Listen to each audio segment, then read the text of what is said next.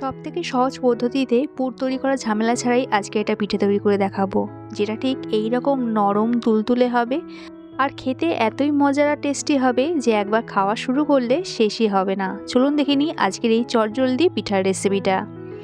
আজকে পিঠে বানানোর জন্য আমি একটা ব্যাটারি কিন্তু তৈরি করে নেব। তার জন্য সবার প্রথমে 250 ml দুধ নিয়ে নিলাম। দুধটা আগে থাকতে জাল দিয়ে নিয়েছিলাম। এরই সাথে যতটা দুধ তার অর্ধেকটা গুড় দিয়ে দিলাম। এখানে আপনারা কিন্তু যে কোনো গুড়ই ব্যবহার করতে পারেন, আর গুড়ের বদলে আপনারা এখানে চিনিও ব্যবহার করতে পারেন, সেক্ষেত্রে পাউডার সুগার ব্যবহার করবেন। গুড়টা আর দুধটা খুব ভালো করে মিক্স করে নিলাম। এরপর এটা ঢাকা দিয়ে 5 মিনিটের জন্য একটু রেস্ট রেখে দেবো। অপরদিকে একটা মিক্সার তৈরি করে নেব।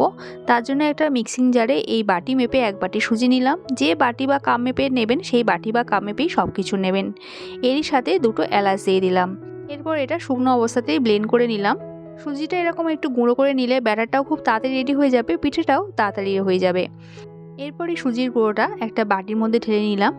এবার যে বাটি মেপে আমি সুজিটা নিয়েছিলাম সেই বাটির 1/3 ভাগ এখানে ময়দা নিলাম। এরই সাথে সামান্য একটু মৌরি আমি এখানে একটু ক্রাশ করে দিয়েছি। মৌরিটা দিলে এই পিঠাটার টেস্টটা খুব ভালো হয়। সামান্য একটু নুন এখানে দিয়ে দিলাম। এবার শুকনো অবস্থাতেই সব কিছু একটু ভালো করে মিক্স করে নিতে হবে। মিক্স করা হয়ে গেলে দুধ আর গুড়ের যে মিশ্রণটা তৈরি করে রেখেছিলাম সেখান থেকে এবার অল্প অল্প দুধের আর গুড়ের মিশ্রণটা এখানে দিতে হবে। একেবারে পুরো ঢেলে দেবেন না, তাহলে কিন্তু লাম্পস তৈরি হবে। এরকম 1 থেকে 2 হাতা মতন দুধ আর গুড়ের মিশ্রণটা দিতে হবে, আর তারপর এরকম হ্যান্ড হুইস্কে মিক্স করতে হবে। এইভাবে করলে লাম্পসটা একদমই তৈরি হবে না, আর ব্যাটারটাও খুব স্মুথ তৈরি হবে।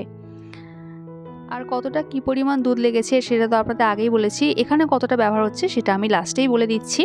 তবে এই ব্যাটারটা তুলনামূলকভাবে একটু পাতলা হবে, আর কোনো রকমভাবে যেন লাম্পস না থাকে। যদি মনে হয় যে আছে, তাহলে এটা আপনারা বড় ছিদ্রযুক্ত ছাঁকনি দিয়ে ছেঁকে নিতে পারেন।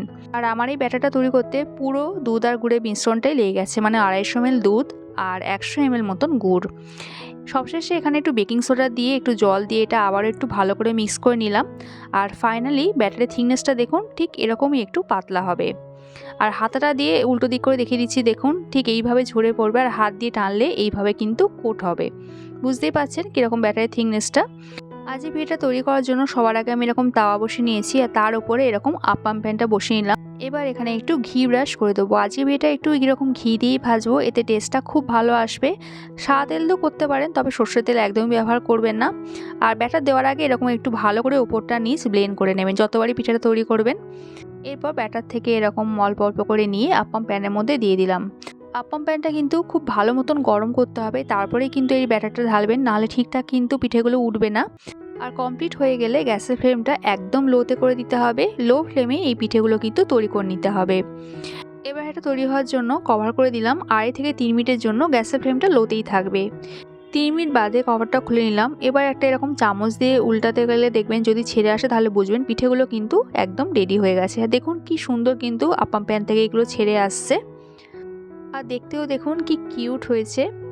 তো সমস্ত উল্টে দেওয়ার পর অপর সাইডটা হওয়ার জন্য কিন্তু আর ঢাকা দিতে হবে না, 1 মিনিট মতন একটু রাখলেই কিন্তু হয়ে যাবে। তো আমি এখানে 1 মিনিট মতন রেখেছিলাম, তারপরে আবারও একবার এরকম উল্টে পাল্টে আপনার দেখিয়ে দিয়েছি। দেখুন অপর সাইডটাও কিন্তু সুন্দরভাবে তৈরি হয়ে গেছে। আর এখানেই একটা ব্যাচে পিঠে ভাজা একদম কমপ্লিট।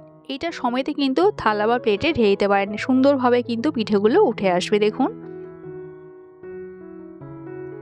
এবার আরেকটা ব্যাচের পিঠে আপনাদের ভেজে দেখিয়ে দিচ্ছি। দেখুন শুধু এটুকু খেয়াল রাখবেন, যখন দেবেন গ্যাসের ফ্লেমটা কিন্তু একদম লোতে থাকতে হবে, আর লো ফ্লেমে পিঠেগুলো ভাজতে হবে।